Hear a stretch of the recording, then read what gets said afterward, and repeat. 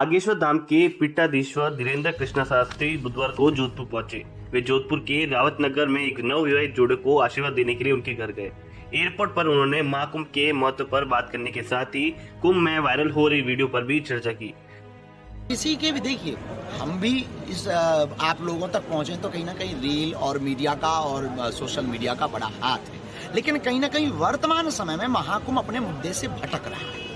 उनके प्रति हमारी संवेदना है, चाहे वो कोई भी बहन हो या कोई भी बाबा जी के बारे में चर्चा हो। महाकुंभ इस बात के लिए लगाया गया कि हमारी संस्कृति का प्रचार हो, हमारे सनातन का प्रचार हो।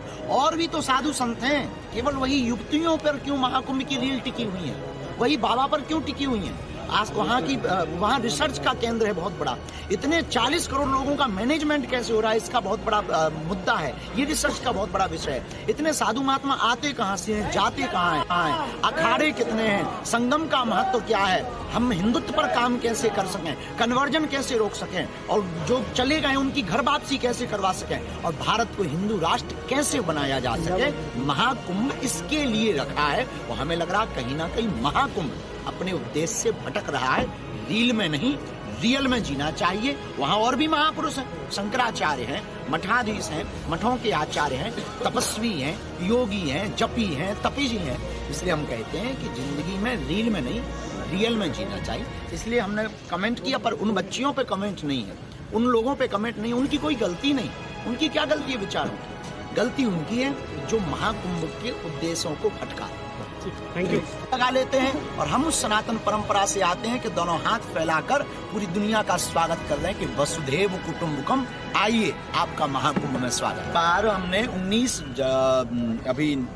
जनवरी को आदिवासी जनजागरण महासम्मेलन रखा और पूरे देश की लगभग 22 बसें आपके राजस्थान की गई, जिसमें 1200 आदिवासी परिवार महाकुंभ की तरफ यात्रा में निकले थे। बागेश्वर धाम पर उस आदिवासी जनजागरण सम्मेलन में सम्मिलित हुए। उसका उद्देश्य केवल इतना है, कन्वर्जन के लिए, धर्मांतरण के लिए सबसे सॉफ्ट टारगेट हमारे आदिवासी भाई परिवार हैं। वो प्रकृति मित्र हैं, वो प्रकृति के नजदीक हैं। जल जंगल जीवन ही उनका सर्वोपरि है।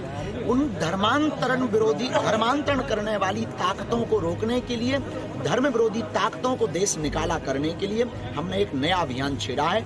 हर गांव मोहल्ले में अब हनुमान चालीसा बागेश्वर मंडल बनाएंगे, ताकि भविष्य में, कालांतर में हिंदुत्व के ऊपर अगर कोई उंगली उठाएगा और कोई भी धर्मांतरण करेगा, उसे देश निकाला किया जाए। आज तक